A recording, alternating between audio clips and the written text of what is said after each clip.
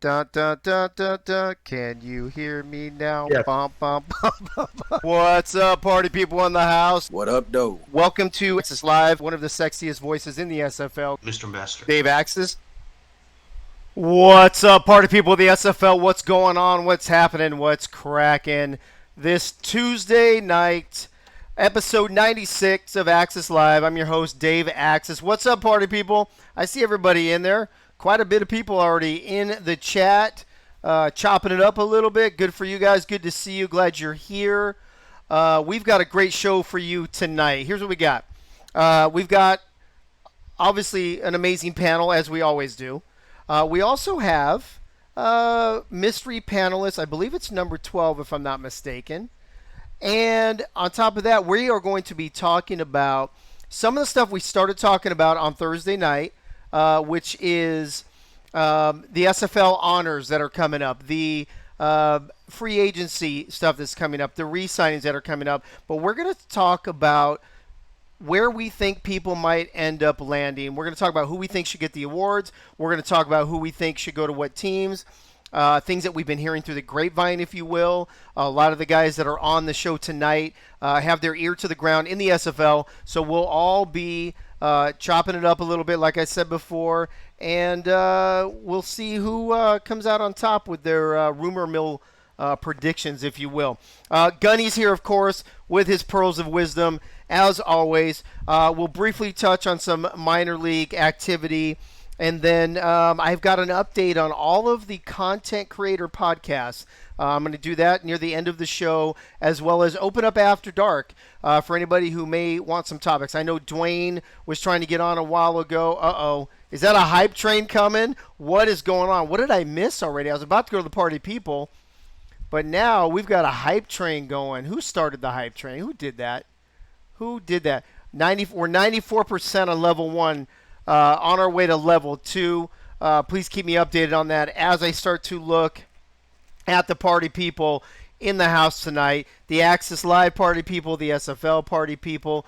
Let's see who's in here. This hype train thing is kind of blocking the names at the beginning. I can't tell who was in here first. I think it's Corey Mizzou. Hubba's back. Bullet Bolesky's here. Will Todd. J-Rock Madison's in the house. Hubba.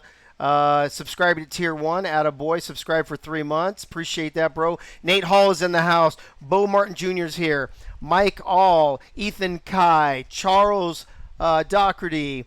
The lovely, amazing, perfect, and I might add, let me just say right now, I was going to wait for a minute to say this, but I just want everybody to know, the lovely Pink Lisa's in the house, and yesterday we celebrated our 29th wedding anniversary.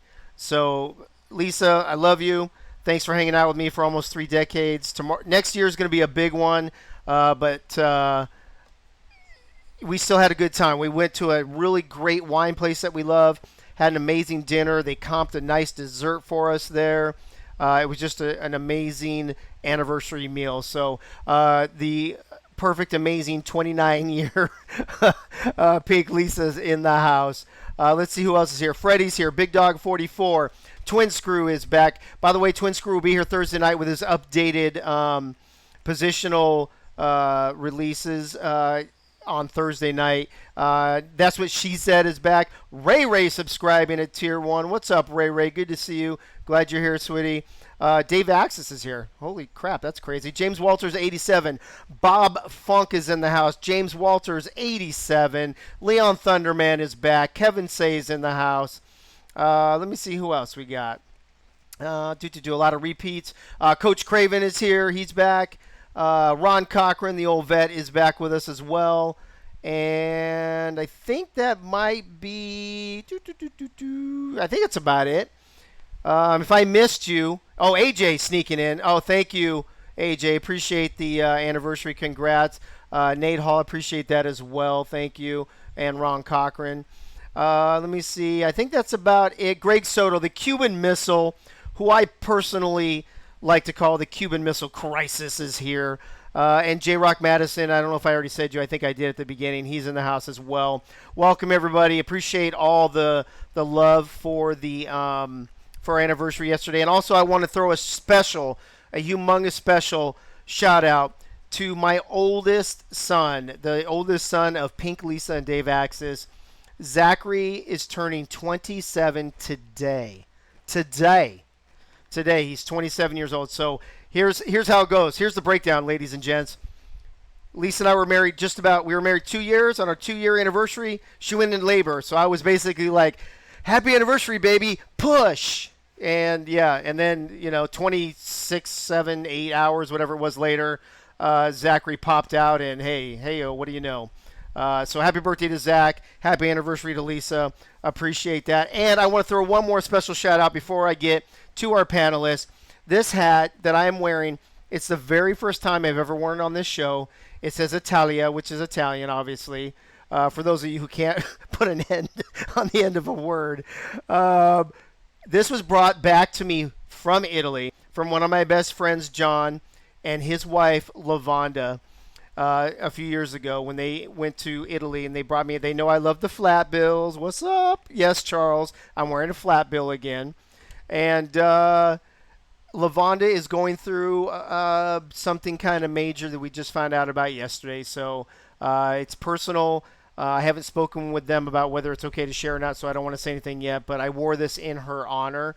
So Lavonda, boom, baby, this is for you. So let's move on to the party people in the his house. Let's see who's here. I got to scroll all the way back now. What's up?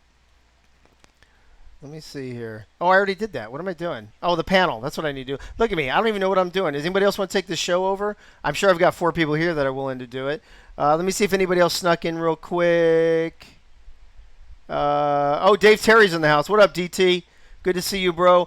MT Holf 14. Hello. Welcome to the show. Not sure who you are, but welcome to the show. And then Eddie Gage, what up, though, at the very last second. All right, let's talk about panelists right now. In the unscripted circle, we have someone that I'm pretty sure you guys might recognize this person.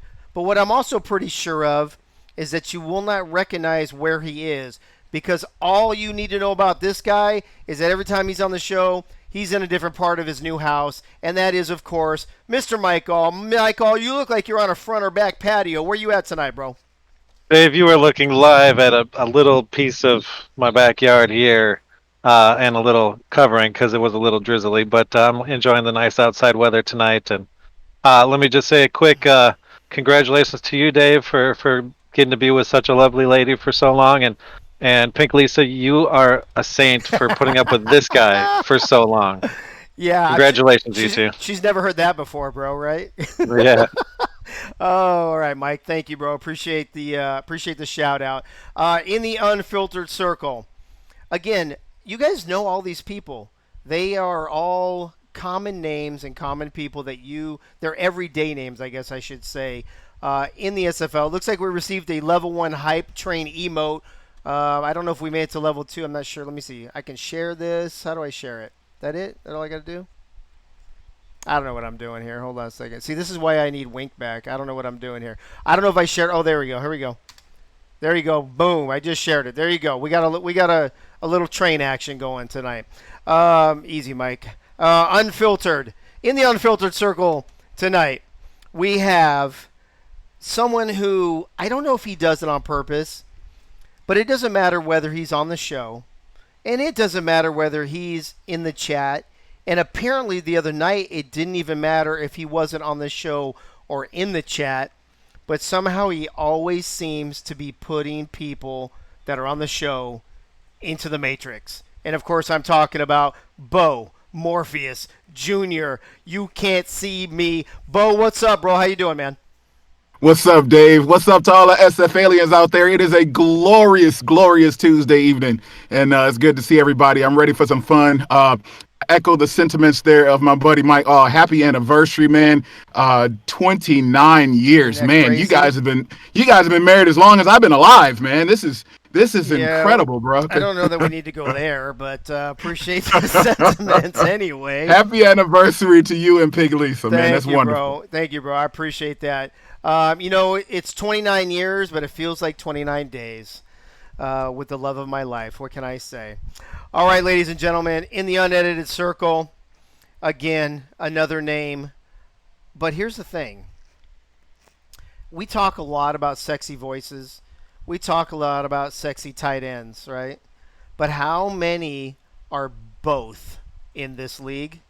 Not very many. And I think we might have the number one here tonight. Ladies and gentlemen, Benji Matson's back. Benji, what's up? How are you? Good to see you. Hello, Dave. It's so great for you to see me. It actually is. You know, I almost feel like I'm looking in a mirror, except my goatee needs to be longer. I almost feel like I'm looking in a mirror.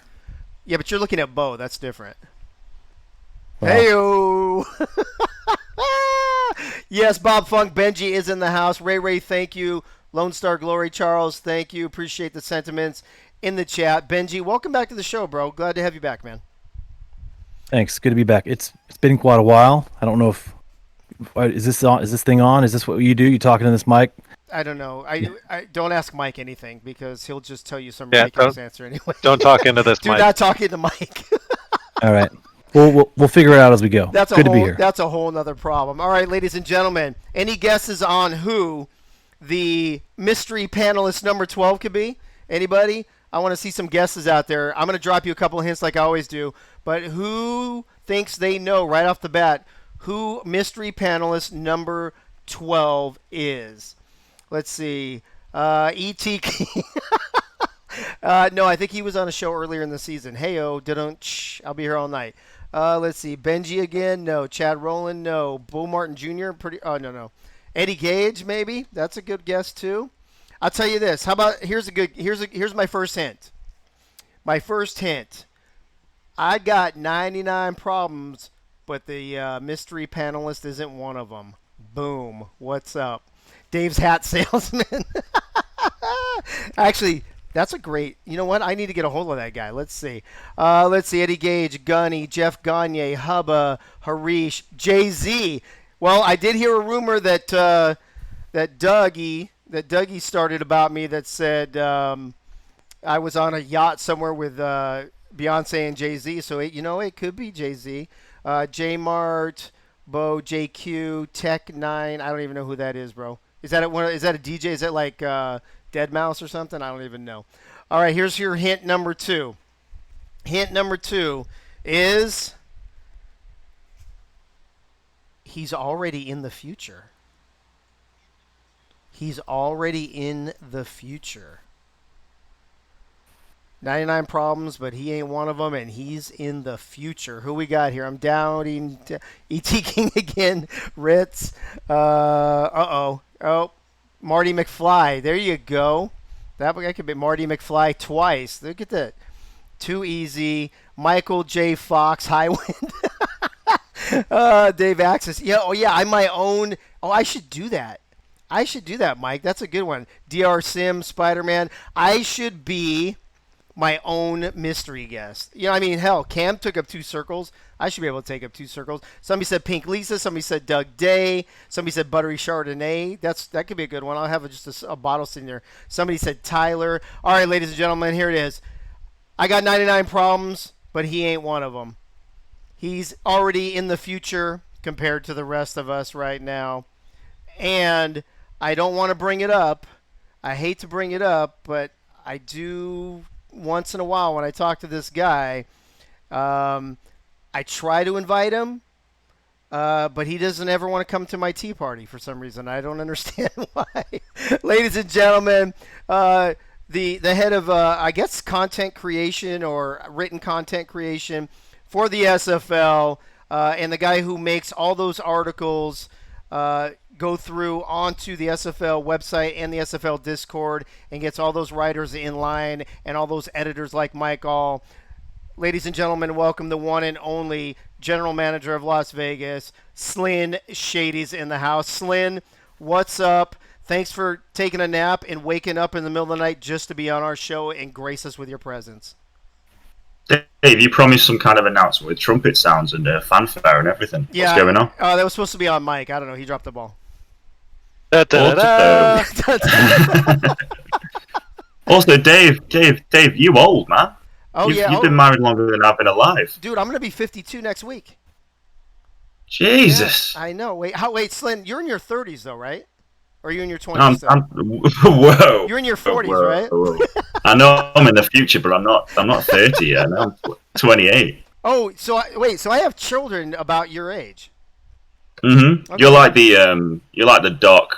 Well, I forgot his name, but you're like the doc to my Marty McFly. Oh, Doc. He was gonna say you're Brown. like his dad. Doc. Is it Doc Brown? Doc Brown, I think, right?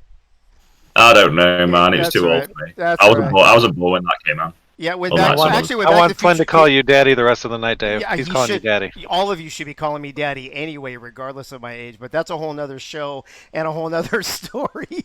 So maybe we should just move on now that I realize that I have panelists that are the age of my children. I guess we could get rid of the panel part. Ladies and gentlemen, let's kick this off with starting to talk about the off-season SFL calendar. It changed back on May 10th. Corey Mizzou, thank you for that confirmation. It is Doc Brown. I appreciate that. Wait a minute. Bullet Boletsky, you're turning 52 next week. Bullet, throw your birthday in there. Let me know what your birthday is. So the start of the re-signing period was supposed to be yesterday. It got pushed back to next week, I think, because June 3rd, Bullet. Okay, I'm June 6th. I'm 6/6/69. You guys know that's called D-Day, right? There's a reason why it's called D-Day. Hello. It got pushed back a week to the 31st of May, I think, because of the owners' meetings going long. And then you'll see the SFL honors voting starts on the 28th, goes through the 2nd. SFL honors and all-star rosters announced on June 4th. And then we start free agency on June 14th. Yes, Bo Martin Jr., I was born in 19... I'm a 69er. That is true. Hey-yo. So we've got a lot to talk about on the show tonight. I want to talk about all three of these things coming up. I want to talk about the SFL honors. I want to talk about the re-signings, and I want to talk about free agency. I think there's a lot to talk about. We just scratched the surface on Thursday, which we had a whole different panel. So I'm going to backtrack just a little bit, and we're going to bring up things that we talked about on Thursday and then go into some more depth and some more detail about those things with our new panel so we can get a fresh perspective on the things that we talked about on Thursday. We've got 24 teams to talk about, right? Will we talk about all of them? Probably. Will we talk about more? Some more than others? Of course we will, especially with the teams that need the most free agents, etc., right? But here's the main things we're going to talk about tonight. We're going to talk about the honors. We're talking about the re-signings, and we're going to talk about the free agency. Michael, I'm going to go to you first, but before I do that, I got to remember my main man who sometimes I don't know if I ever actually forget, but sometimes I don't remember till later in the show to announce, and that is my right-hand man, Gunny. Gunny, are you around? How you doing, bro? Congratulations on 52. 52 is a great number. Is that one of your old numbers or something? No, I'm 52 right now. Oh, snap. There you go. I'm 12, 27, 68. Oh, okay. So you just barely missed being a 69er. You got it. All right. Well, Gunny, welcome back to the show as always. Appreciate you being here, bro. Congratulations on your anniversary with Pink Lisa, and best wishes to your friend you spoke about earlier. Thank you. I appreciate that. Oh, look at Ray thinks I was getting ready to go do the Gunny's Pearls of Wisdom. We faked you out, Ray. I was just introducing him and saying hi. So Ray's going to have to do that again. I guess Ray's going to have to stick around longer than she originally thought. Michael, I'm going to start with you. Season 16 SFL honors. As we know, there's a bunch of categories, right? There's MVP, Offensive Player of the Year, Defensive Player of the Year, Offensive Rookie of the Year, Defensive Rookie of the Year. I think there's like a Franchise of the Year, and there's some other things I just don't remember off the top of my head. Let's start with the big ones. Let's talk about those. Let's talk about MVP and Offensive Player of the Year. In the SFL, if you win MVP, you can't win Offensive Player of the Year as well, or Defensive Player of the Year if you are a defensive player that wins MVP. So give me your take on who you think the MVP of the season is, and then if that person is the MVP, who do you think should get either the Offensive or Defensive Player of the Year award, depending on which side of the ball you're calling? Sure. So this is a tough one because it was at points at least a three-person race, and I'd love to throw some dark horse candidates out there for MVP, but I really think it's going to be Jared McChesney this year. He's gonna get his MVP on his walk off into the sunset here. Why do you think it's going to be? Do you think? Or let me ask you this: do you think Jared is head and shoulders above the rest? Because during the season, there's been a lot of talk and even some arguments and disagreements in the show chat about McChesney versus Pepper or McChesney versus Robert Redford or whatever. Do you think that he, down the stretch, especially through the playoffs, and I'm assuming this is just a regular season award, but it could include the playoffs, that he kind of separated himself from the pack? It wasn't a large separation. It was very tight between him and Redford. Redford would, in my eyes, take Offensive Player of the Year, and McChesney just inches him out to get that MVP award. Okay. Bo, what about you? MVP and then either your Offensive or Defensive Player of the Year based on who you choose. Yeah, so for me, I just had to make sure I wasn't muted, bro. Hey, you're not muted, bro. Okay, so for me, Jared McChesney is a great choice. I second Mike All's choice for Jared McChesney, but I want to point out, and I would say dark horse, but he's not really a dark horse. Ron Cochran would be a great choice for MVP this year. I mean, if you look at his numbers, he was in the top 5 or top 10 in almost every category. He had the best completion percentage of any quarterback in the SFL. So you can't really knock that guy. So, I mean, granted, Jared McChesney is the obvious choice, but Ron Cochran shouldn't be slighted. He had a phenomenal year. So that, he could also be the MVP this year. Okay, Benji, where do you stand on all this? Bo is smart. And he, we should clip that. He doesn't get that a lot, but go ahead. Bo knows MVP. Hey, can you tell my wife that? Because she doesn't seem to get it. She does not believe him. No, I think that's a good. Denver won the championship. They deserve all the accolades they receive as a team and individually for their fantastic crew that they assembled there, and they're going to get lots of awards. I thought Ron Cochran was an excellent choice as well, potentially in that same MVP talk for what he did this year. Yeah, Florida maybe didn't have the stellar outburst by anyone at a single position, but that's because they were so great as a team. And who's leading that team? Ron Cochran, the gunslinger. Yeah, he had a great year. But if I was going to throw someone else then new into the ring there, we'd, wouldn't you have to fall back to maybe like a Josh Miller then, the captain of the champion Denver squad there? I think that numbers on par, with Ron Cochran. Didn't have to throw the ball as much, obviously, when you've got such a powerful back in that backfield. But he led that Denver squad all the way to the top. Had an excellent year. Went out on top as well. So he's also, you got to throw his name in that ring there for MVP. So, Slyn, I want to ask you the same question, but I want to add a second question on it. Do you think teams like Denver and Vancouver, who have multiple MVP candidates, does that hurt someone from their team actually becoming the MVP when it comes down to voting? I mean, I guess if you think about, someone like Redford taking touches away from Pepper, or Pepper taking touches away from Redford, giving them less chance to make big numbers, maybe. But my main dilemma at the minute is the fact that, I mean, obviously historically defensive players have to do a lot to even get considered to be an MVP against an offensive player. Right. Now I'm looking at the QB numbers. No quarterback has got over 100 QBR. No quarterback. The highest one, Ron Cochran, was like 96. Right. Which, historically, if you put that up against previous MVPs, I imagine that would look pretty weak. McChesney is the only real choice because I haven't seen as whilst teams have defensively done better. I guess as the team have defensively been much more stout this season. No one's really stood out. The only other candidate that I can imagine, and this is obviously based on one statistic from the defensive point of view.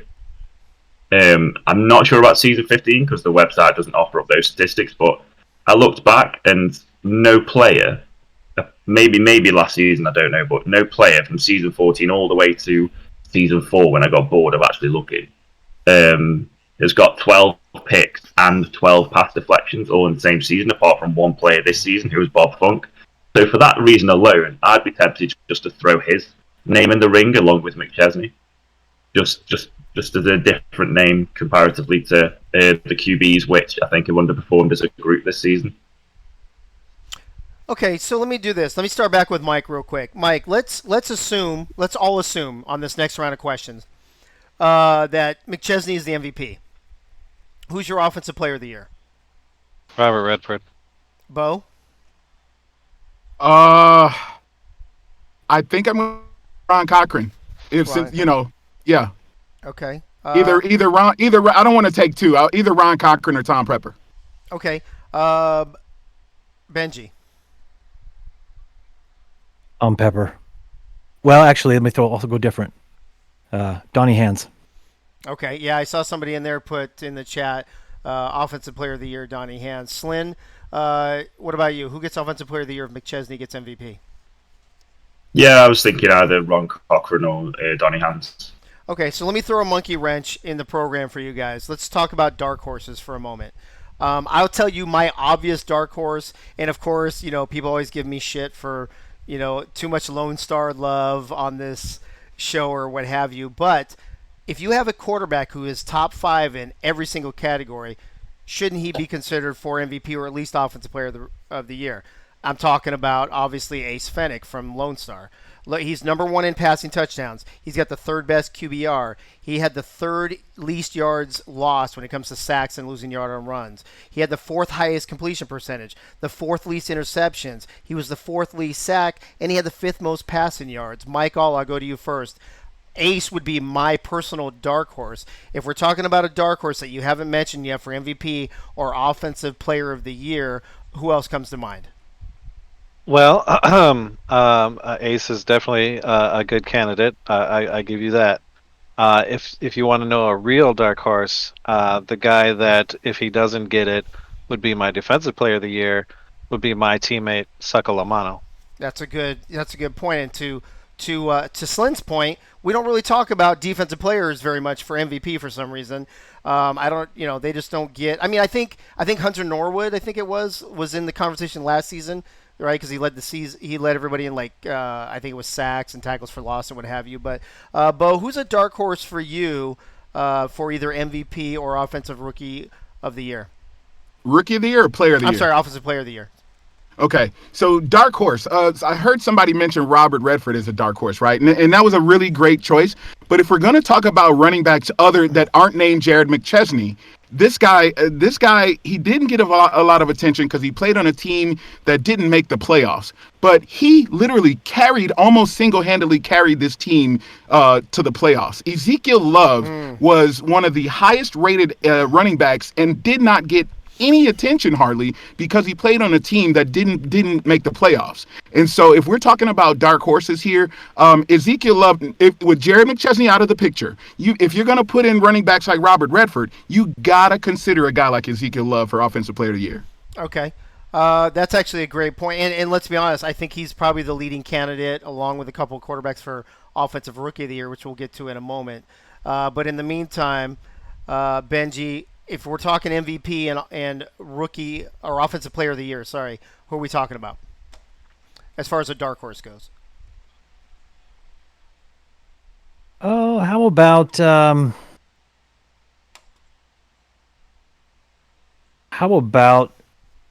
the lady who tossed the second most touchdown passes in the league this season? How about Ashley Jackson? Gunslinged it a little bit high on the interceptions, but still led that Arizona squad into the playoffs. They made a little bit of a run. Ashley Jackson had a good season, maybe an Offensive Player of the Year candidate at the quarterback position, up there in yards, and that was a nice touchdown total. But off the cuff, just looking at results, kind of trying to remember back through. I always it's not just the numbers for me, a little bit of how did the team fare, things like that too. And Arizona made a great run this year. So Captain Ashley Jackson is a dark horse Offensive Player of the Year candidate. That's a good point. I think the number one thing that might hurt her, is interceptions. But other than that, I agree with you, Benji. Slyn, where do you stand on dark horse MVP or Offensive Player of the Year? I think there's one that's sort of stood out for me as a dark horse for Offensive Player of the Year. Because I was just going to ask you, Dave, what's the best thing you can do for your team on offense? Well, technically it's win, but other than that, it's score. Yeah, and if we look at the running backs, Phoenix Jones has got 19 touchdowns. That's a great point, yeah. So if we're talking about impact, potentially unlimited carries, you've got to talk about Phoenix, and the fact that he's got nearly 20 touchdowns on the ground pretty much puts him in the dark horse category for me. I agree. I actually think that's a great choice as well. I like him and Ezekiel Love in this conversation as well. So let's move over to Defensive Player of the Year, Mike. To me, and maybe I'm just maybe I'm seeing things different, but please correct me if you think I'm wrong. I see that defensive backs seemed to benefit this season, and I don't know if it's because of the legend setting or not, but defensive backs really stepped their games up. To me, over linebackers and defensive linemen. So I see a lot of potential defensive backs for Defensive Player of the Year, personally. But how do you see things? Yeah, so as previously stated, my loyalty remains with and lies with Succo Lomano. However, I believe it would be a close race between him and Ray Ray. Yeah, Ray Ray's a good. Yeah, you know what? That's a good point too. Bo, where do you stand on Defensive Player of the Year? You know what? Here's what kind of sucks, right? Defensive players kind of get the shaft a little bit because MVP is almost always going to go to an offensive player. So if you're like the second best or third best offensive player in the league, you're probably going to win an award. But you have to be the first. You have to be the top, the best defensive player in this league to win one award. And so when you break it down to that, who was the best defensive player this year in the SFL? Yeah, interceptions get a lot of attention, Dave. And so a lot of times when we talk about defensive players, we automatically think about the cornerbacks or I'm a D-back. So, I mean, of course, my mind naturally gravitates there. But as I looked through the stats when I was looking before, a name just constantly came up as a disruptor. Somebody who didn't necessarily get the interceptions, but he was in the quarterback's face constantly. He led the league in sacks. He had 31 tackles for loss, Dave. Yeah. 31. And I'm talking about none other than the Arizona Scorpions D-end, Mark Mello. Right. Mark Mello's got to be the Defensive Player of the Year. He literally lived in the backfield. He had 50 total tackles, Dave. And I mean, he made it difficult. He's one of the reasons why Arizona went as far as they did. And he deserves to be, in my opinion, at least in consideration for the Defensive Player of the Year. If I'm not mistaken, there was another defensive player from Arizona that finished either second or third in sacks as well. So combined, D.D. Stacks. Sacks. Yeah, D.D. Stacks. So combined, those two just completely tore it up. MSG throwing that in there as well as Eddie Gage. What did Hugo say? Good, Mello. Yep. Benji, Defensive Player of the Year. Where do you stand on that? I thought Slynn was awesome for throwing Bob Funk out there. Yeah. With those little stats, I won't hesitate to shower Bob Funk with praise and adoration. He had a fantastic year, 12 picks, 12 passes defensed, great from that quarterback spot. And he had a teammate as well on Portland, also 15 total sacks in the league, Derwin Nuevo, quietly under the radar. That was a nice tandem there in Portland, both Derwin and Bob Funk. But I think Bob Funk is deserving of a Defensive Player of the Year nod as well. Okay. Slynn, you've got the last word on this one. Defensive Player of the Year, you've heard what these other three have said. Do you agree with any of them, or do you have your own take on this? I mean, I suppose I have to agree with Benji saying that I had a great take on Bob Funk. Let's presume Bob Funk, in my case, gets MVP.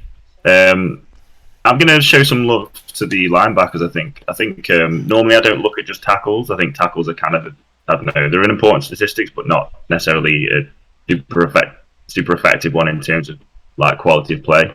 But in this case, Buddy Blaze led the league in tackles, but it was the other things he did as well, which kind of makes him stand out to me. So he got 13 tackles for loss, 11 pass deflections, double figures in both of them. Had half a sack, had a forced fumble. He was essentially effective in 160 defensive plays over the season. So to be kind of effective in that many plays over the season, you've got to get some credit to him.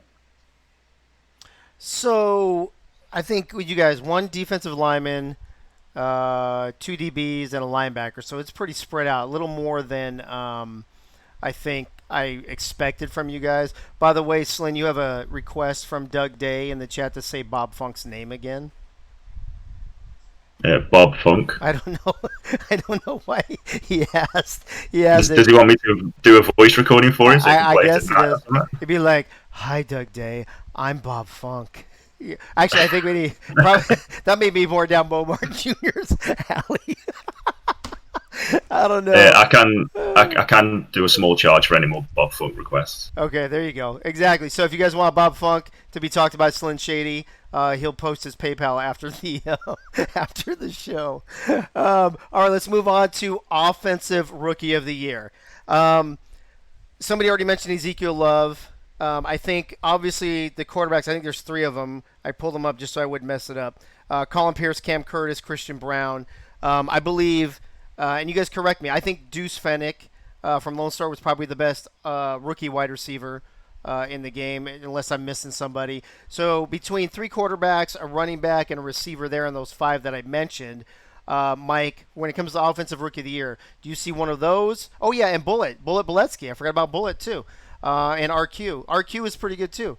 I mean, obviously, there's a lot of potential names for Offensive Rookie of the Year. What do you think about Offensive Rookie of the Year? Look, during the course of the season, being on this show, I've never once hidden my fandom for Cam Curtis. I was a fan of him in the SFLm Season 1. I was a fan of him this year. If it's not him, it's definitely going to be Ezekiel Love, but my choice, Cam Curtis. Okay. Bo Martin Jr., what about you? Yeah, I know I talked about Ezekiel. That was me that mentioned Ezekiel Love earlier for Offensive Player of the Year. But he's also, if he doesn't get Offensive Player of the Year, then he's got to get Offensive Rookie of the Year. I mean, take nothing away from Bullet. Bullet had a phenomenal year, right? Yeah. And I think that Bullet got more attention because his team went further, it went to the playoffs, and got to the championship game. And so I think that got Bullet a lot of notoriety.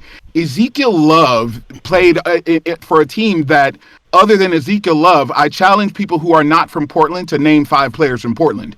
So, and Ezekiel Love basically carried that team, or helped to carry that team as far as they got this year, to a tremendous improvement over where they were in season 15. So if Ezekiel Love doesn't get Offensive Player of the Year, then he's got to get Offensive Rookie of the Year.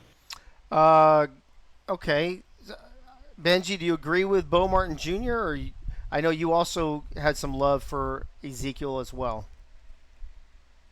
Doesn't everyone love Ezekiel Love? I think everybody loves Ezekiel. Yeah, future's bright in Portland. They've got some fantastic players across the board, and Ezekiel Love had a fantastic year. I have no qualms with Bo. We already know Bo knows. I'm gonna throw out another name, a little bit under the radar. One of my favorite rookies of the season. Had the pleasure of calling several of his games. They call him the Moose. Kevin Say, yeah. In DC, workhorse.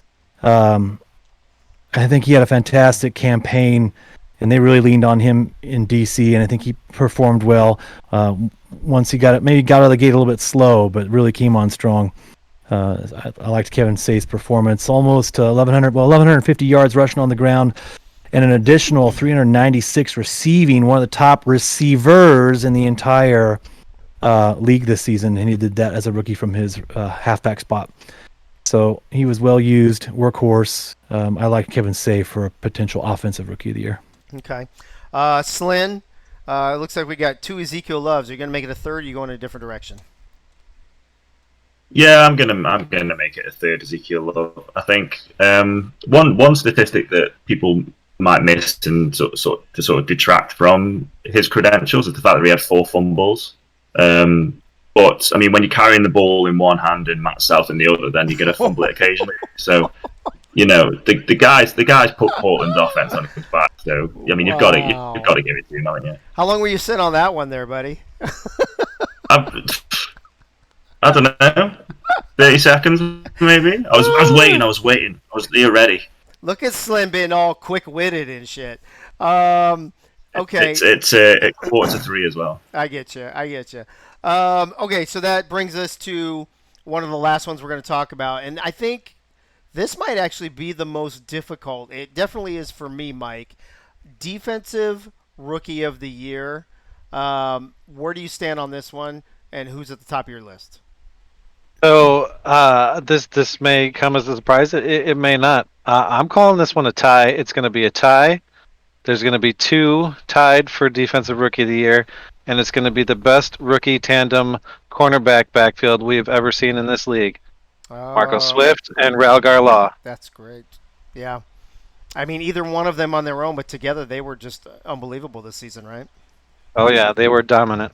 They really were. That was definitely thinking outside the box there a little bit, naming 2 people. Bo Martin Jr. How many people are you nominating? I'm only naming one name, and I mean it's a name that's probably been said more times than any other name when it comes to defensive rookie players. Got to go with Josh Farnsey. I mean, he literally he was one of the most dominating forces on his team as a rookie. How many players can say that? So I don't have much else to say other than Josh Farnsey. Okay. So we got some corners, and we got in Houston. We got Josh Farnsey, Benji. What do you think? I think those are 2 great candidates. I'm trying to think outside the box at the moment, but Ralgar Law was going to be my go-to there right off the bat. Trying to think for a sec along the defensive line, but I'm going to have to get back into my research. Yeah, and see, that's what I'm saying is like there's only a few defensive rookies that to me that stood out enough to be in this conversation. That's why I thought it was kind of going to be the toughest to think of people. Dan, how about Dan Tritz? Oh, Dan Tritz. Who had a okay. He was lighting it up there. Slin. Look at Slin's face. You just stole Slin. Well, he can have it. He can have it still. But no, Dan was on fire there for a while, leading the league in sacks, and off to a great start. And he was a force there. So Dan Tritz is another good one to put on that list. So Slin, I'm going to go out on a limb here and say that you were going to say Dan Trist. Where you got anybody else to talk about, or you want to elaborate on that a little bit?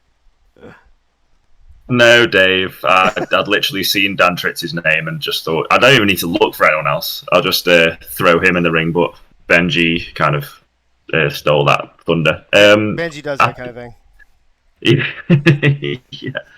Yeah. I mean, I think Dan Tritz kind of exploded onto the scene. I remember at the start of the season he was probably the front runner. And then things tailed off as Queen City sort of struggled down the stretch. But in a sort of in a low point season for Queen City, I think he was a bit of a shining light and a player that they can build around. So yeah, I'd probably go with him. So Hacker just said in the chat, no love for the only player to log a stat in every defensive category. Anybody know who he's talking about? Who's he talking about? Anybody, Hacker, you want to let us know who you're talking about? Are you still talking about, Adam Leach? Okay. Anybody got any info on Adam Leach? The panel doesn't look like they're very... I just know that he's got no love. He's got no love. Very much. Got no love. Apparently he's got no love, and Hacker said it. Just, you know what? Clip it. Last category I want to talk about, and then we're going to move on. Whoa. Wait, what? Adam had a great year. Okay. He's listening. He's going to think we're dissing on him. Just saying. Well, then, go ahead, Benji. Good job, Hacker. That's a great nomination there. Adam Leach. Yeah. Saying, yeah, way to go. That's all.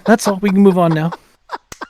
Hey, you got the Benji thumbs up sign of approval, Hacker. That's all that really matters on the show. Anyway, so there you go. All right. Oh, Thrillium's talking about Albuquerque alumni. There you go. Last category I want to talk about before we move on to re-signings and free agents.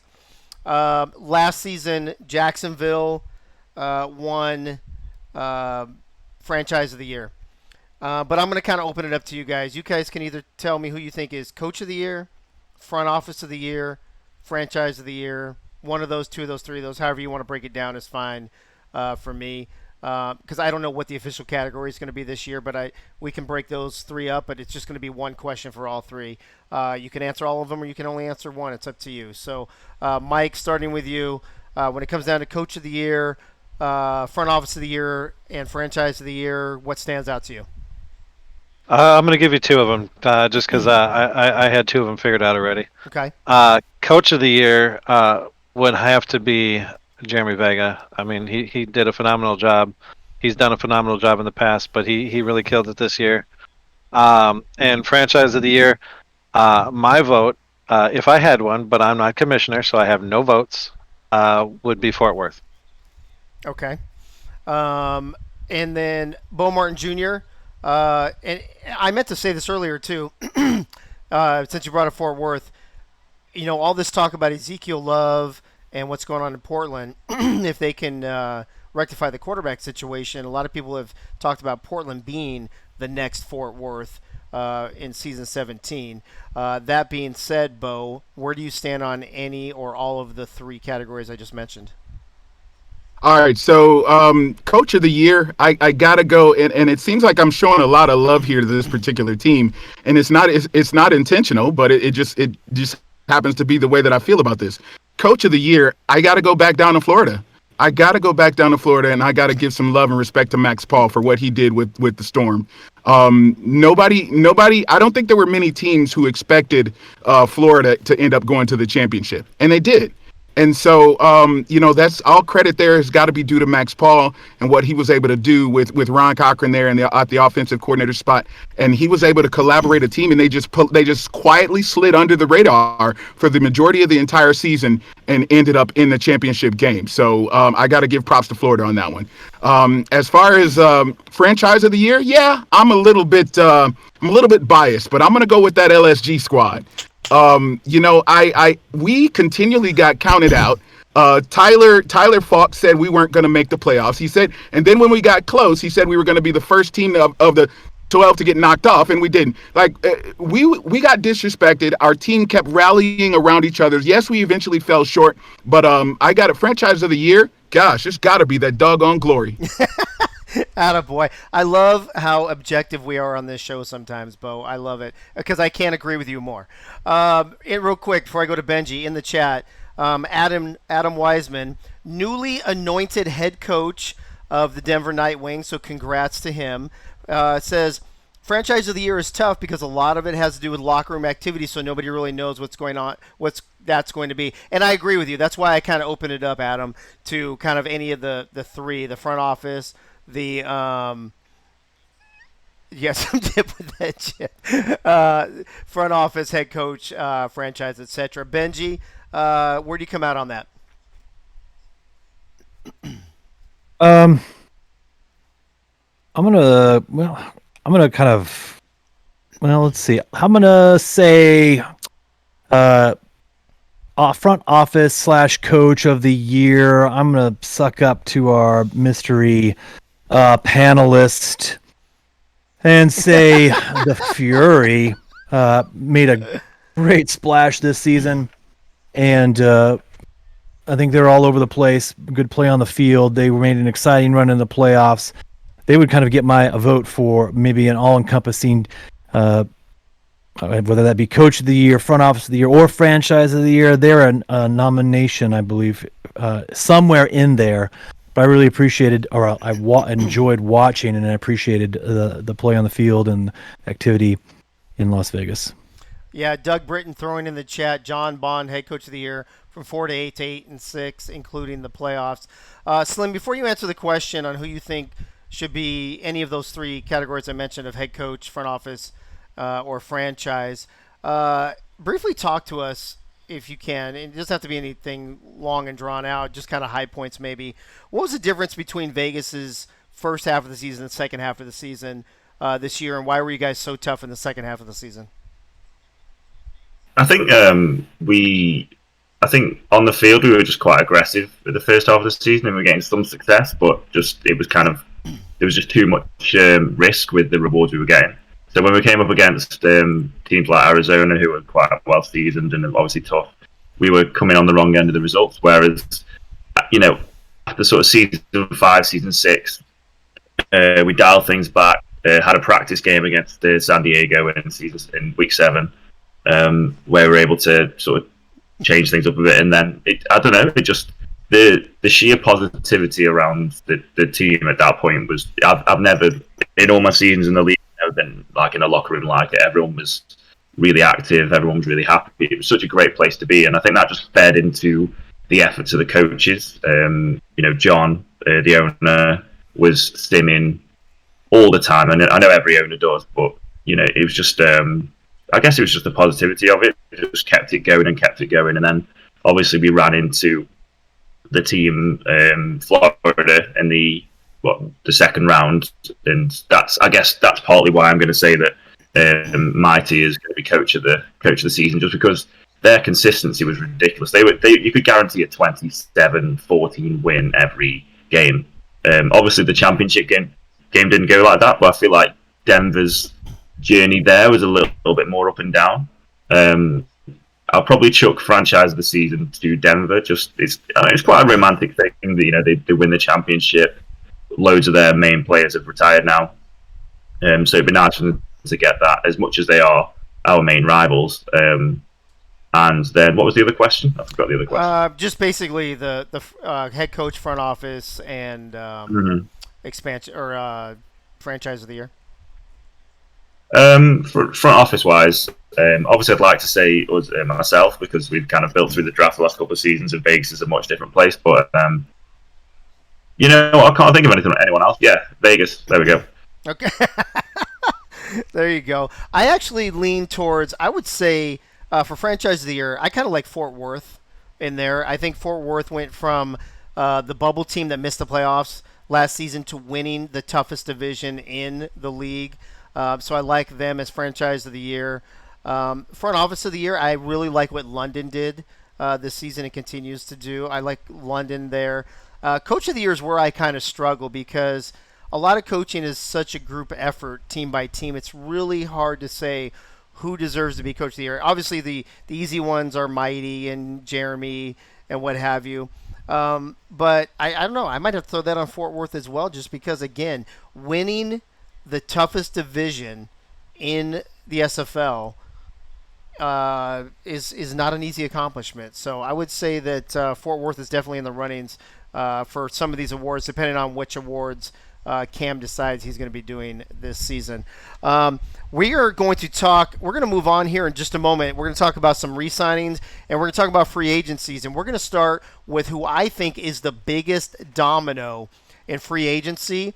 And once that domino falls, where do the rest of the dominoes fall? But before we do that, we got to get over to my main man, Gunny. Gunny, what's up? Are you still around? How you doing, bro? Is Gunny here? Let me look and see if he's even here. See, I always dread that one time when I say, Gunny, are you here? And he doesn't answer me. And then I'm like, what am I going to do? I was taking a nap, but I'm here. Sorry, we went a little longer than normal for you to jump in. And I'm kind of stalling for Ray Ray so she can repost her Marine Hymns lyric. There she goes. Look at Ray Ray being on the ball. Gunny, you're good to go whenever you're ready, buddy. Hey, I enjoyed the discussion about all the MVPs, offensive player, defensive player, rookies, free agency. I'm enjoying it all. I enjoyed the minor league season as well. I believe on Sunday next week I'm going to give a roll call on some of these new minor leaguers. There's a couple of flashy names I saw, but I can't remember them off the top of my head. I got my second COVID shot tonight, so I'm ready to have a drink, take a nice little nap. I just want to give a shout out to the guys that filled in for me a couple weeks ago while I was out of town. Much appreciated. Mike All, Twin Screw was on the show. Kramer Jackman, what a great way to end your career in the SFL. Some more of these mystery panels that I haven't given any shout outs to, and some other special guests. Slim Shady tonight, Jalen Wells last week, and also Ross Napoli. Congratulations to everyone on a great season 16. Looking forward to the honor show and everything. Looking forward to free agency. Good luck to everyone in season 17, and everyone enjoy your summertime. And we'll see you soon. And that is all. Awesome, Gunny. Thank you so much. Yes. And there was nothing like Mike All last week saying that is all at the end of him covering for you. Anyway, thank you, Gunny. Appreciate you being here as always, bro. All right, so if we jump back into what what we're talking about in the SFL. Again, a recap on the calendar real quick as I'm dealing with allergies over here. Re-signing period got pushed back from yesterday to the 31st. Honors voting starts on this week on the 28th. Free agency starts on the 14th. The second bullet point that we're going to talk about tonight, Mike, I'll be starting with you as usual. Oh, we're not going to SFL minor league. Where are we going? Oh, we're going right here. Is the SFL re-signings and SFL free agency. They're two different bullet points on the graphic, but you kind of have to combine them, right? Because you can't have free agents who already re-signed with their team. The re-signing period starts first, but we already know of a handful of free agents that either are left their team this season or will be coming back to the league after a hiatus. The latter part of that begins with who I feel is the number one domino of the season 17 offseason and free agency, and that's none other than Marcus Dunhill. If you look at teams who need quarterbacks, your own team is one of them. Portland is one of them. There is, hold on, I had the list right here. It is Denver is going to need one. E.T. King announced his free agency, but I believe Kentez will probably come back to Houston on that one. Vegas needs one. So there's and London. So there's at least 6 or 7 teams that are going to need quarterbacks. If Marcus Dunhill is the first domino to fall, like I think he is, where do you think he's going to go? And once he falls, where do you think the second domino goes, which I think is probably going to be Johnny Pickler? So this may be some out there speculation. Dunhill, that's a big get. I mean, he retired championship MVP, league MVP. He really went out on top. I was surprised to see him resubscribe, and don't think I didn't try to pursue. But here's what I think for those two. Dunhill, in a shocker, I think goes to Louisiana to replace Pickler. And him and what's that running back that they got there? I don't remember him. He was really big a season ago. Nobody knows his name anymore. Yeah, I think that would be a devastating team up on their offense over there. As far as the second domino, Johnny Pickler, I wouldn't be surprised to see him in the I don't know what you got. What are your guys' colors, Benji? Red and yellow. I wouldn't be surprised to see him suit up as a knight. Okay, so you think Johnny Pickler to Louisiana, Marcus Dunhill to London. Bo Martin Jr. You got that backwards, Dave. Oh, you got sorry. that backwards. Yeah, whatever. You reverse that. Whatever. Yeah, Johnny Pickler to Louisiana. Done. Book it. Bo Martin Jr., where do you stand on that? Yeah, I was all set to tell you that where I thought Marcus Dunhill was going to go. And then all of a sudden, Josh Miller retires. Right. And I say, what an interesting situation for Marcus Dunhill to retire as champion and then replace a quarterback who retired as champion. Yep. And I'm thinking to myself, why isn't Denver more worried about this? And then all of a sudden, it starts to make sense to me. That's because they know they're replacing one champion with another, Marcus Dunhill. So do you think, follow-up question before I move over to Benji, do you think, and again, this goes back to what I said a couple shows ago, that I think Denver had a plan in place, that if they win the championship, a lot of these guys are going to retire and make room for the younger generation of the SFL. If that's true, do you think that, because Marcus already came out before they won the championship, right? Didn't he? I'm assuming he upped his subscription before that. I could be wrong. But so do you think that was already kind of a deal in play, that Marcus was going to come back to Denver? Or do you think Marcus maybe had something else in mind, and then boom, Denver's spot comes open, and then now Marcus Dunhill is like, let me look at this other option? I think that it might have been a little bit of both. I think that Marcus Dunhill. I think when Marcus Dunhill heard, there's always chatter in the Of SFL, course. and so when Marcus Dunhill heard that Josh Miller was retiring, that probably intrigued him to know that he'd walk into a situation where he could do well. Not only that, that also gives Jeremy Vega the ability to bring in some newer talent and allow the leadership of Marcus Dunhill to take place. And that leadership can cover up a lot of time that these rookies are going to need to get straight. So if he does end up there, Denver may not do as well as they did, but they're definitely not going to do as bad as people might think they did after losing all those players. Now, go ahead. No, go ahead. Go ahead. I was going to speak on Johnny Pickle from Pickler. Johnny Pickler for a minute. Johnny Pickler. Yes, I was going to speak on Jay Pickles for a minute. So, I believe that looking at their offense, the way that Portland's offense is set up with a dominant running game, kind of like they had in Louisiana, where they were passing to Streeter. I believe that Johnny Pickler makes a good fit up there in Portland to continue the exact same path. Let Ezekiel Love be the leader as far as rushing the ball. Lean on him. Sometimes he was carrying 30 or 40 plays, like 30 or 40 times a game. Yeah. Lean on him. Let Johnny Pickler do what he does best. And I think that'd be a really great combination there in Portland. So Benji, let me throw a little monkey wrench in this conversation for a moment. Swole threw out here just a moment ago. What if Marcus went home? Now Swole plays in Atlanta. I played in Atlanta. Do you think Atlanta gets rid of Dynasty to make room for Marcus, or does Marcus come back to go to another team? And if so, where does he go? And if he doesn't, where does Dynasty go?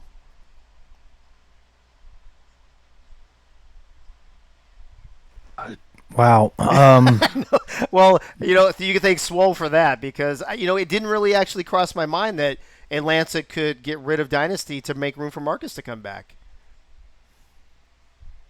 If I were a betting man, wouldn't we hear some rumors there? I mean, Bryant Dynasty is an establishment in a young player in the SFL who made a huge splash his rookie campaign. Atlanta took a step back this season. But if they wanted to make a move like that, I think that would be huge. A big splash for sure. I think there's to be so many moving pieces there to consider, and the ripple effect. We would hear something about that already. I'm shocked. I was not prepared for that. I was gonna say I wasn't prepared for it either. I was gonna say obviously Marcus Dunhill is going to Louisiana because they've got the ultimate weapon in all of the SFL, and Garrison Blue. So that's where he is going. I'm pretty sure because he wants to toss some sweet touchdown passes to Garrison Blue. No, we have no idea what's gonna happen. We could even venture that Marcus had an itch to play again. The SFL is a great place. He could have made this decision on his own to throw his hat back in the ring, knowing that there's going to be a shakeup at the end of the season, because there always is. There could also be, you could put 2 and 2 together in a few spots here as well. You can make a play for him wanting to come to London, because who wouldn't want to throw touchdown passes to this guy right here? See? Right? Word. There you go. Maybe that's really all. First of all, I want to preface that I don't know that is a real thing at all, because no one in London tells me anything. I'm not really allowed in the clubhouse. So I get that. I get that at Lone Star a lot too. But yeah, that is a conspiracy theory there.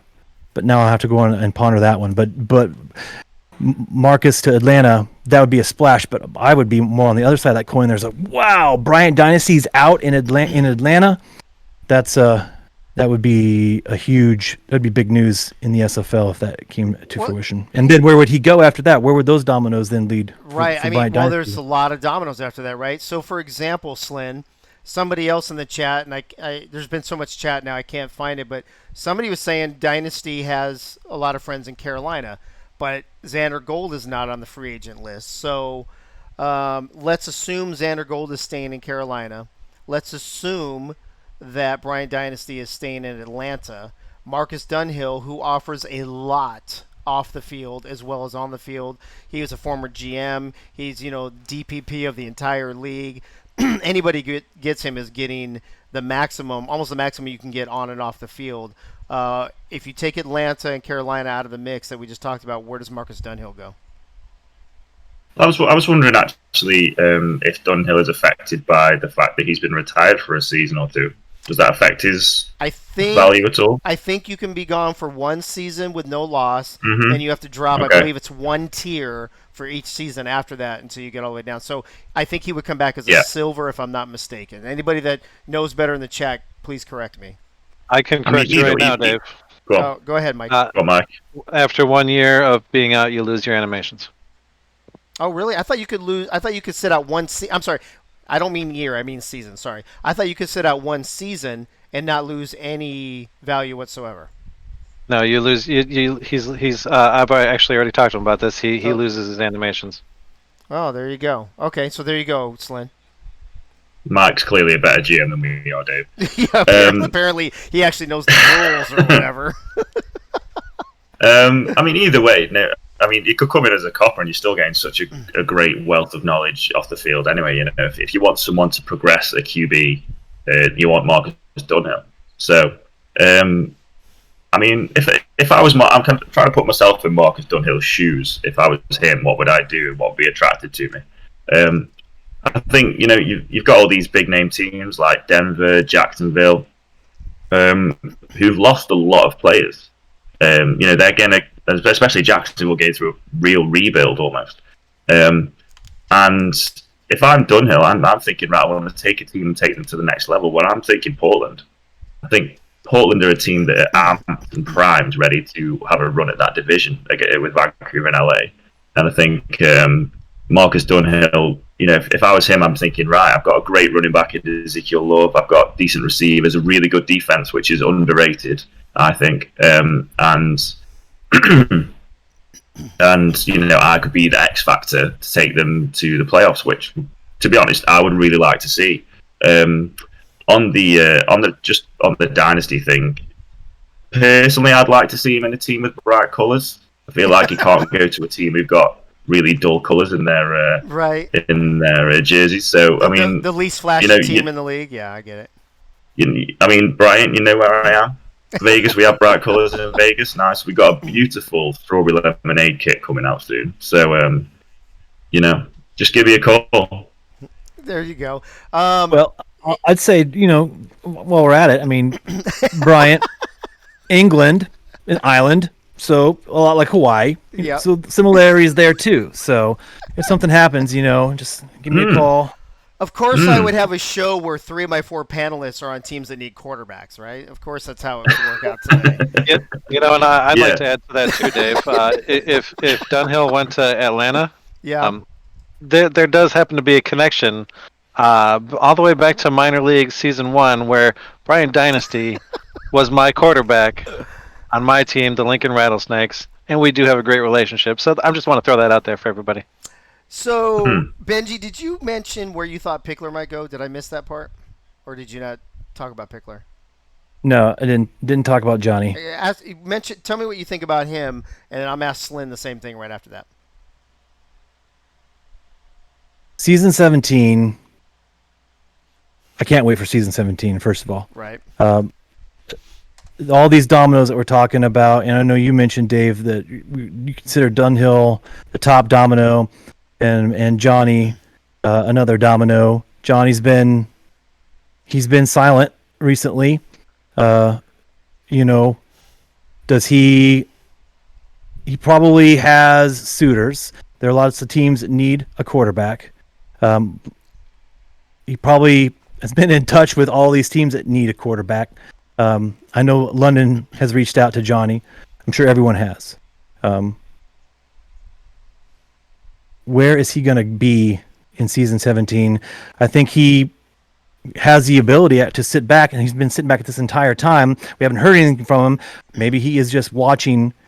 Is there going to be any other teams on this list? Like we just mentioned this scenario with Atlanta. are there going to be any extra teams in need of a quarterback? I mean, we know for sure he's not going to go to Louisiana.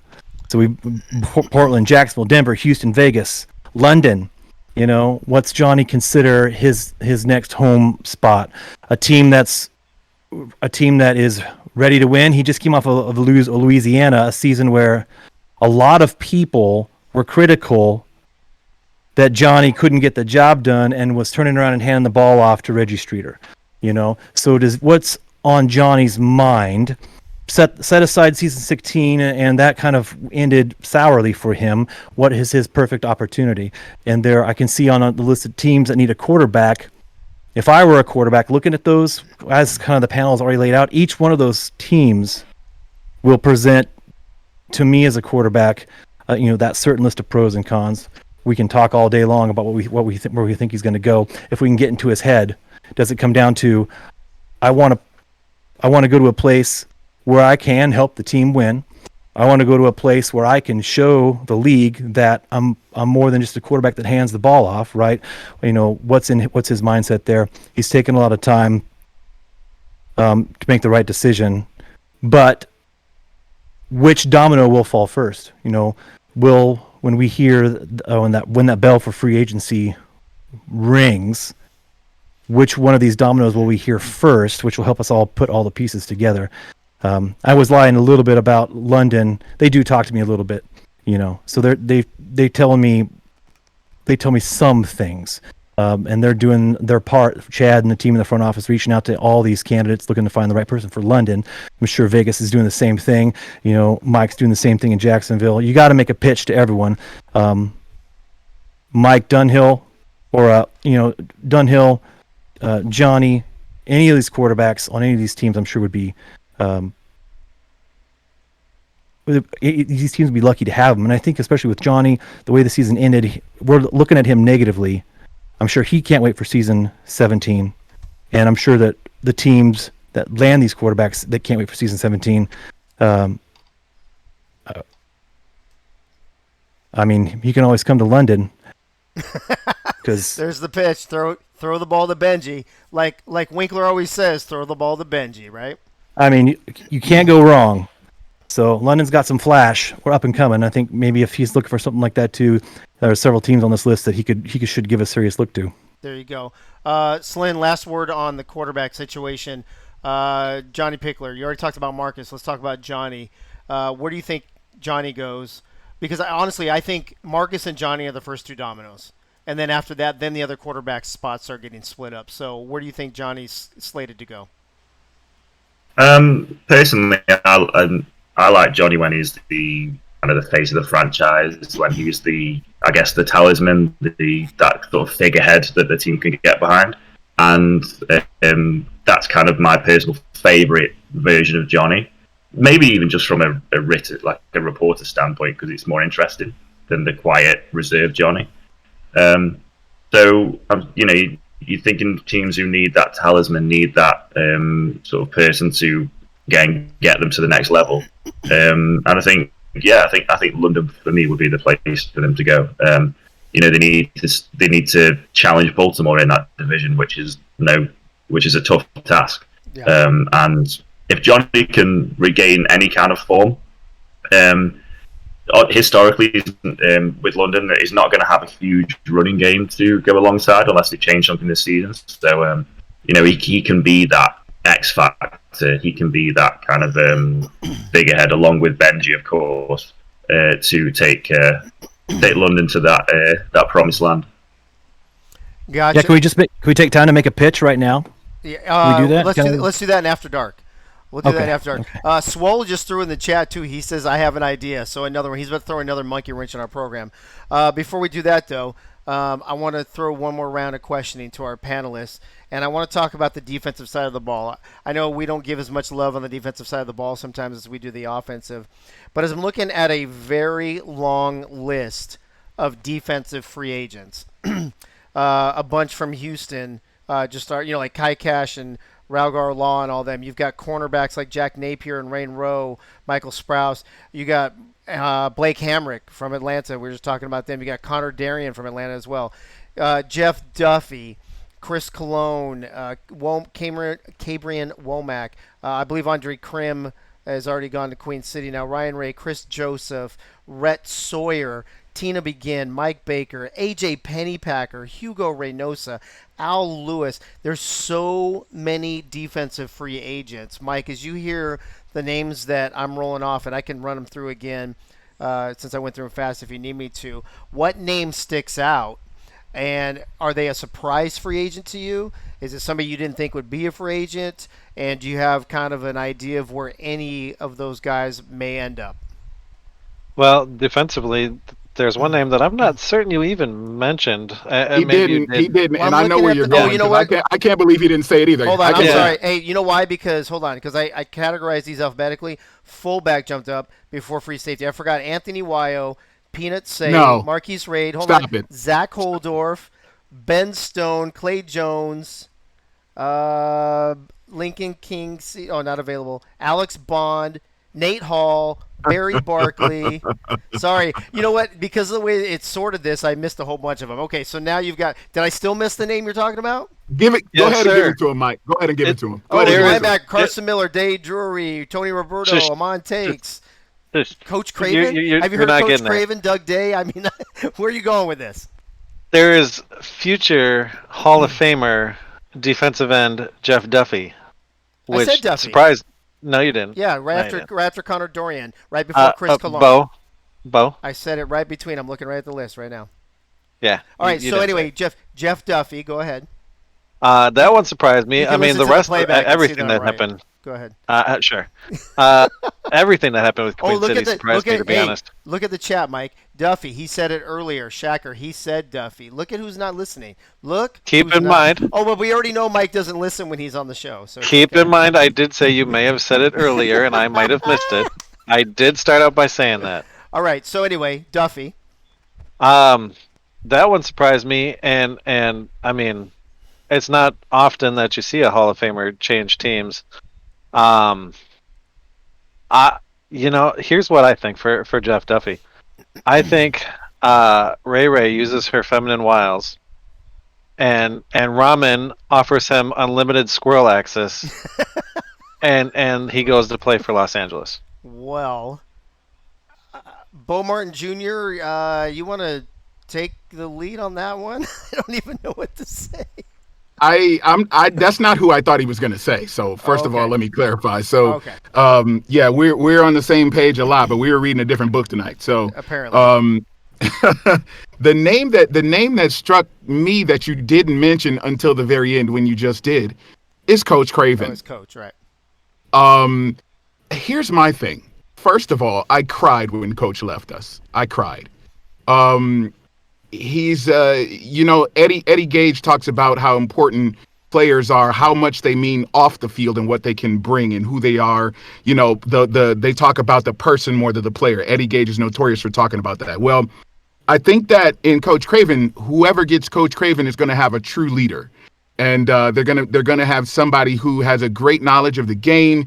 And they're going to get a very nice package deal. I mean, you're going to, and I don't know if I'm free to talk about the fact, but there were 3 people who left at the same time. Right. But speaking specifically about Coach Craven, you're going to get somebody who can lead the team. He can be a coordinator of sorts. He knows the game. He knows what it takes to win those games, and he knows the gameplay.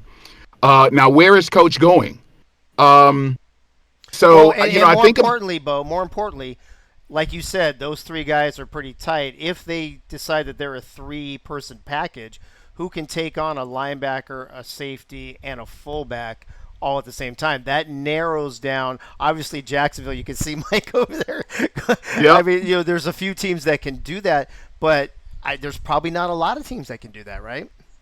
Yeah, there's not a lot of teams. And so I actually took a look at some of the teams who could have space or who would be willing to make space, because as they're putting in the chat there, everybody's saying they are a package. So, if they're a package, you've got to think about what few teams you're eliminating. Probably out of the 24 teams, you got to eliminate maybe 18 to 20 teams. Right. So you think about teams like Queen City. You think about teams like Jacksonville. Right. You think about things like maybe even Sioux Falls might be a dark horse. But you think about teams like Mexico City, like would they be willing to make room for them? I think about would Coach love to stay in the Tex-Mex division and try to, Coach and Doug and Cam, would they stay in the Tex-Mex and try to stick it to Lone Star maybe twice a year? That being the case, then you got to look at, would it be Houston? Would it be Mexico City? Would it be Fort Worth? Well, Fort Worth doesn't have the room, so I'll get to the point. I'm leaning one of two places. Okay. First and foremost, I'm leaning, I think it'd be a great move for coach and crew, Doug Day and Cam to end up in Jacksonville. That would be absolutely incredible. They've got the space. That would be tremendous in helping them with the rebuild. But I believe that Mexico City can make the room for them. I believe that Mexico City, they've got a great team. They're missing just a few spot. And I believe if they can make room to fit all three, Mexico City becomes an immediate contender. Okay. Benji, heard everything Mike and Bo said. I can reread the list unless you already have some guys in mind. Defensive free agent surprises and where you think they may land. Yeah, I'm more so out of the loop with defensive free agency just because I've been off the reservation since the season ended. But I like the defensive side of the ball in free agency. It's a different animal than the offensive side, and I mean, like, we see the big names on the offensive side of the list, and teams are going to be willing to build their future around the big free agent signing at that quarterback spot. Which that's the big spot on the offensive side of the ball this season. But I love listening to what's going on in London, for instance, and the conversations with a lot of the free agencies, and as we look to fill spots on the defensive side of the ball, and that's so wide open. But it's also really exciting at the same time because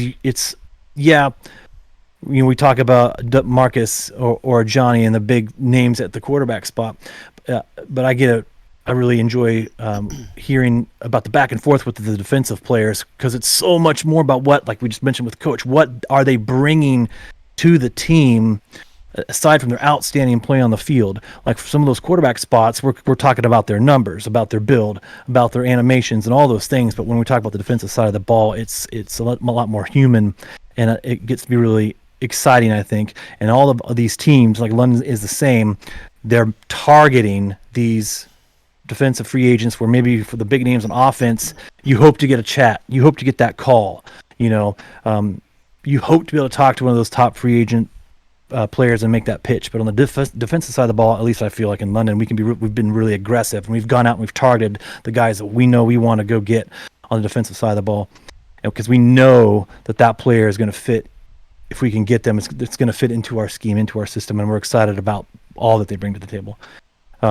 Situations like that, Coach exiting Lone Star, Queen City, and their changing of the guard, looking to rebuild for the future. That had a huge impact on the defensive side of the ball in free agency, and we mentioned the ripple effect. It's definitely gonna be causing it.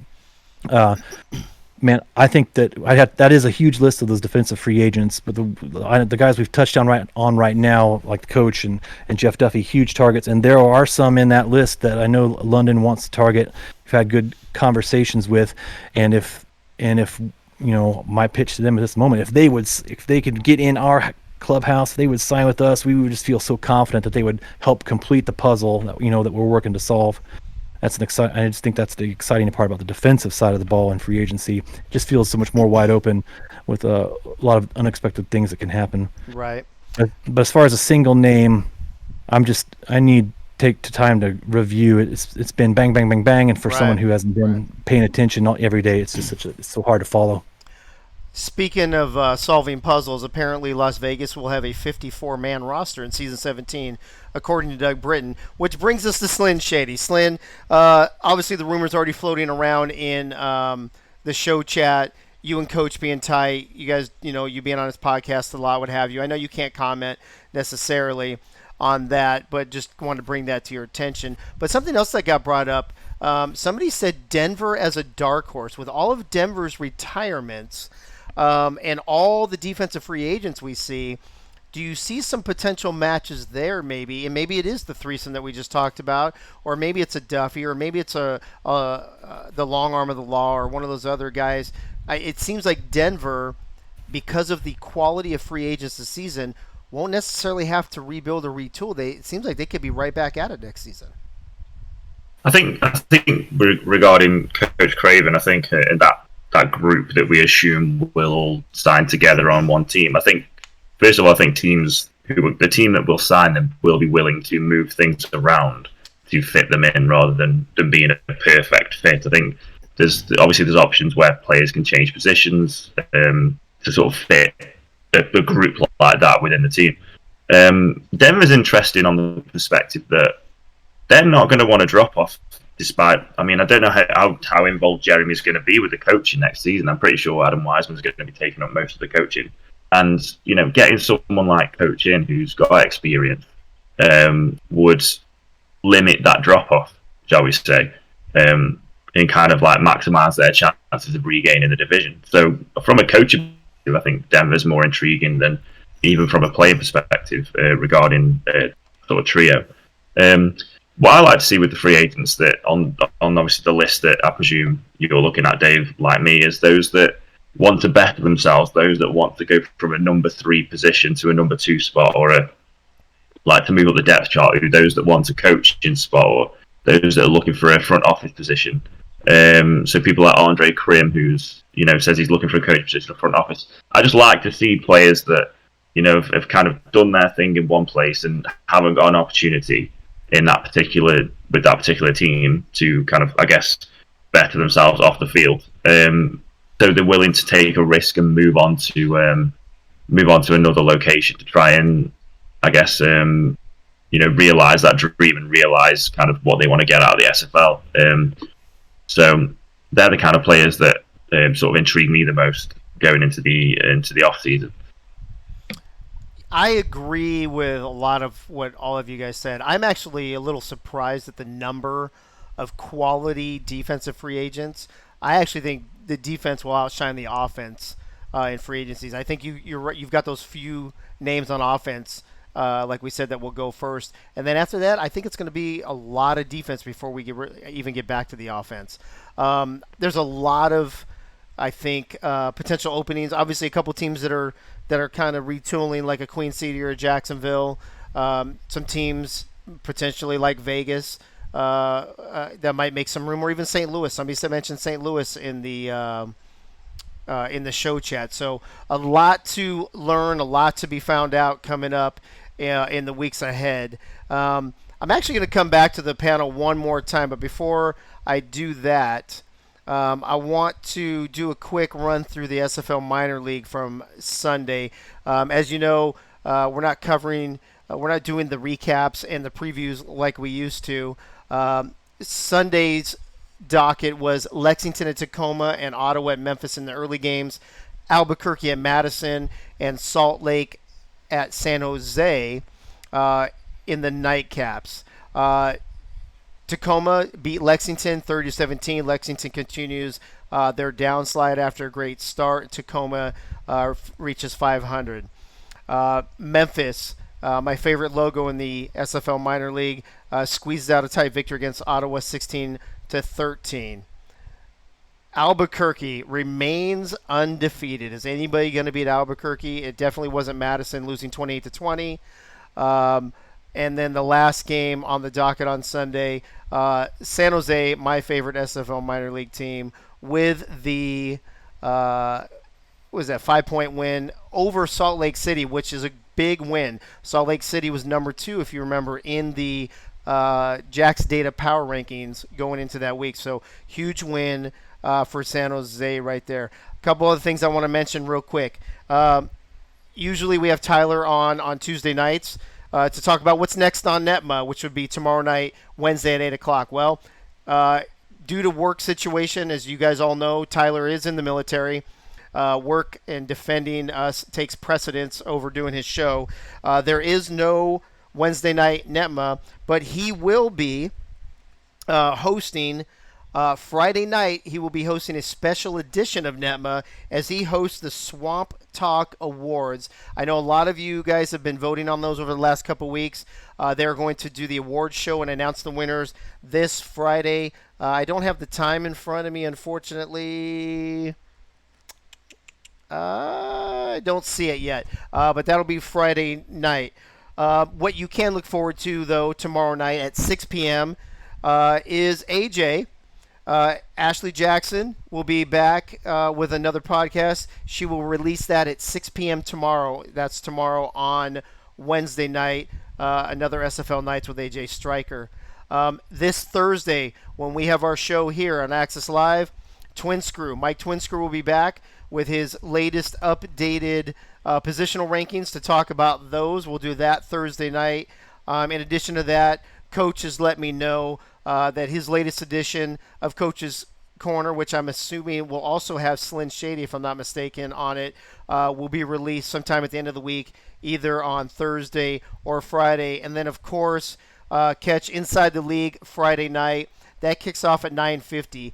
The reason I wasn't sure about the time for the awards show is I know it's before Inside the League, so I don't know if it's 8 o'clock Eastern or 9 o'clock Eastern, but I'm assuming it's going to end by 10 o'clock Eastern in order for Nelson to kick off his Inside the League. That usually kicks off about 10 minutes to 10 on Friday night. Just a quick refresher. My upcoming schedule today is the 25th, episode 96. This Thursday will be 97.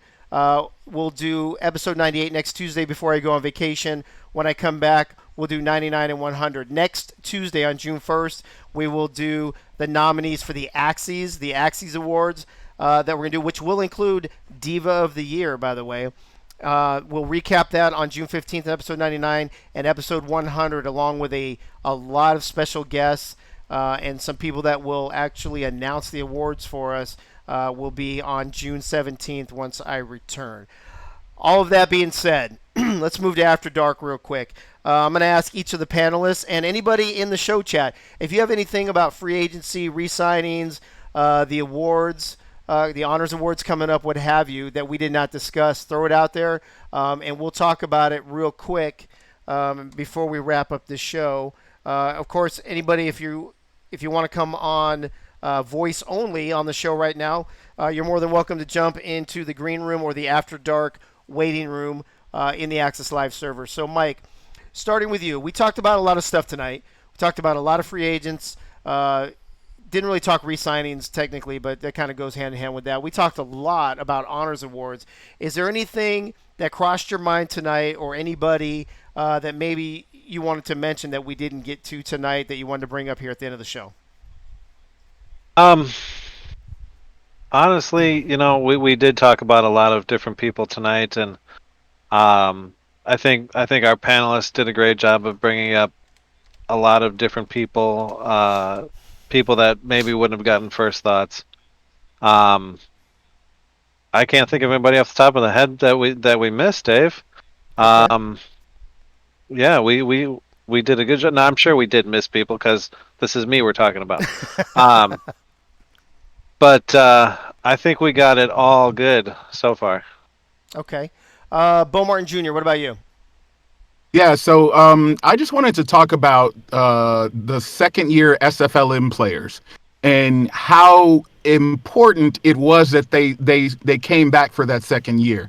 After last SFLm season, there were several players who weren't drafted. And unfortunately, several of those players decided that this was not for them, and they decided they didn't want to wait or they couldn't be patient. Whatever the case may be, they decided not to come back for that second year in the SFLm. Well, as you look at where the SFL is now, pretty much all of those SFLm second-year players are guaranteed to find a home this year because they're going to come out and they're going to be very dominant players. And so I want to speak to the SFLm players. I know we didn't talk much about them, but for all of you SFLm players, be aware that if you don't happen to get drafted this year, just know that you will be even more valuable if you stick around for your SFLM second season, you will be valuable. So do not leave.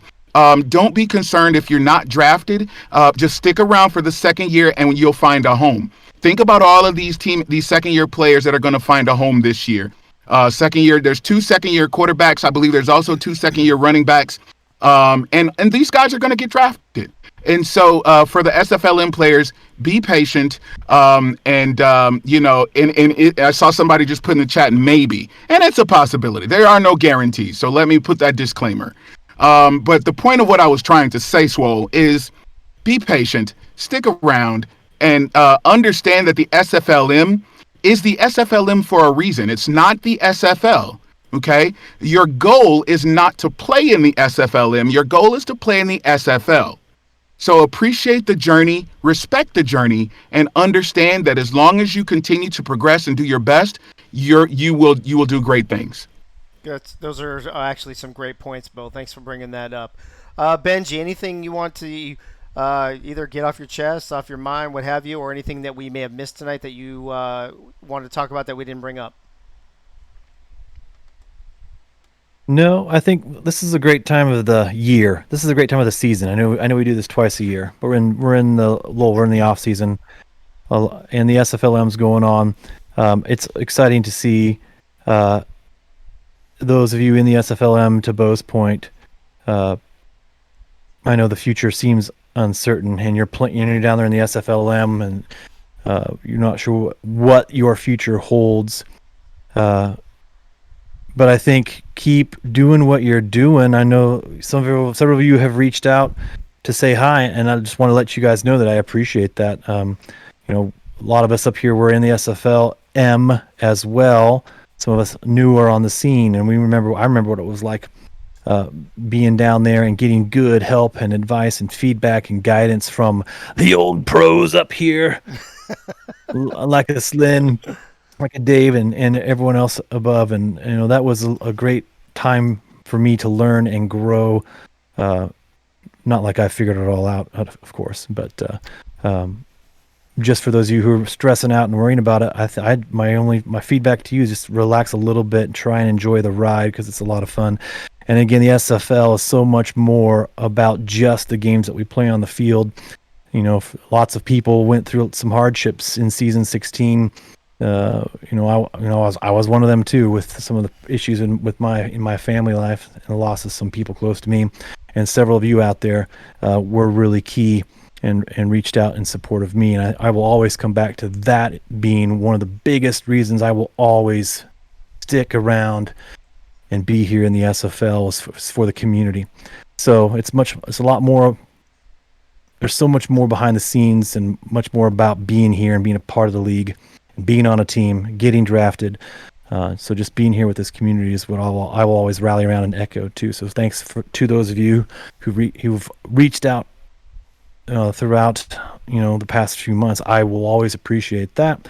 It's also what makes this league super awesome and special. So that's why I appreciate the most about it. So I'm looking forward to another go round in season 17. There we go. Can't wait for you guys to see how awesome London's going to be. Peace. Awesome. All right, Benji. Thank you for those words. I agree with everything you and Bobo said. Real quick, I threw the breaking news on real quick. Ray just declared, because Ray is the one who gets all the information in the front office and puts it in a spreadsheet for all the owners and GMs, etc. Saren Storm has just declared for free agency during this show.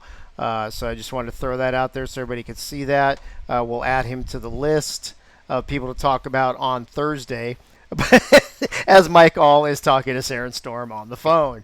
That being said, jumping back to After Dark and the last question of the night, Slyn.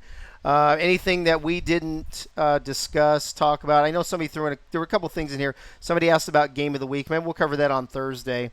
Because there's a lot of games, including that championship game, I think, that are in contention for Game of the Week. Or, I'm sorry, Game of the Year, sorry. But anything we didn't talk about, anything you wanted to mention before we jump off the air, Slyn?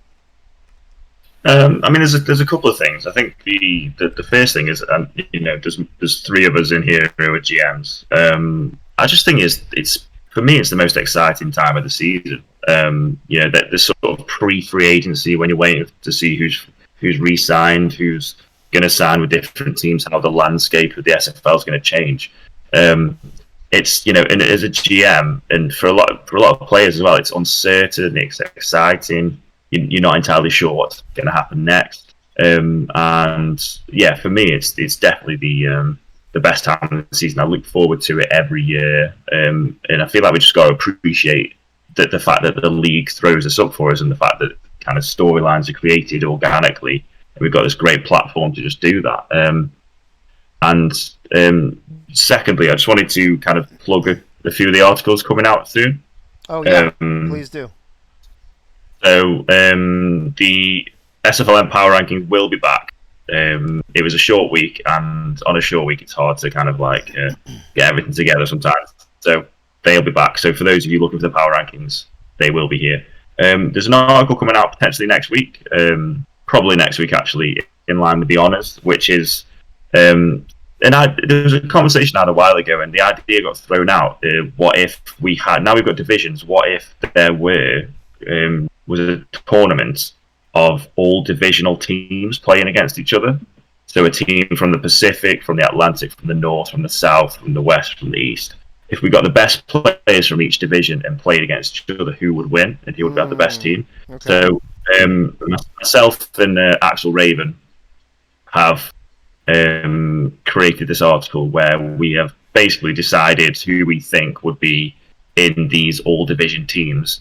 The graphics from Axel are great, and it's going to be a big discussion about whether who's going to be in those teams for a start, and then if those teams played each other, who would get the upper hand? Because it's quite interesting reading once you sort of dig into which teams, which divisions have got kind of which players in them. So if anyone likes a good opinion piece, then stay tuned for that next week. I'm just looking forward to the whole off season reporting on free agents, the rumor mills, the honor, the honors, everything is just the most exciting time. I think we just got to appreciate it while it's here.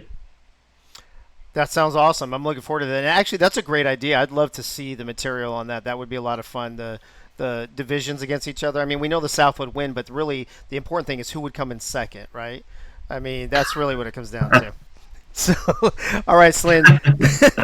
And Slyn, again, for those of you who don't know, Slyn pretty much is in charge of all the written content that comes out for the SFL. He's got a big job. He manages a lot of people and a lot of articles. So those of you who read the articles that come out and enjoy them, that's the man to thank right now. So, Slyn, thanks for all you do for the league. We really appreciate you. You can thank Mike as well. Mike does a lot of work as well. No, I'm not mentioning Mike. Yeah. That's never going to happen. Anyway, I appreciate that, Dave. All right, you got it, brother. All right, let's wrap this up. We can continue this discussion on Thursday. On Thursday, we will talk about some more honors categories. We'll talk about some more free agency material, re-signings, and such, as well as Mike Twinscrew will be here Thursday to discuss his most recent positional rankings, as well as having mystery panelist number 13. Don't forget, tomorrow night, I got to make sure I get all this right. Tomorrow night, AJ. Thursday, Coach should be coming out. Early Friday, special edition of NETMA with the Swamp Talk Awards. Later on Friday, Nelson Inside the League. So a lot of material, a lot of content in the SFL for all of you guys to see this week and every week. So thanks for tuning in. Appreciate everybody in the chat. You guys are my favorite part of the show. Love you guys. Thanks for all the feedback, all the interaction, all the love. Appreciate you guys a lot. Special thanks to my main man Gunny and his Pearls of Wisdom, Mike All, Bo Martin Jr., Benji Matson, and of course Slyn Shady as being our mystery panelist tonight. Thank everybody for being on the show.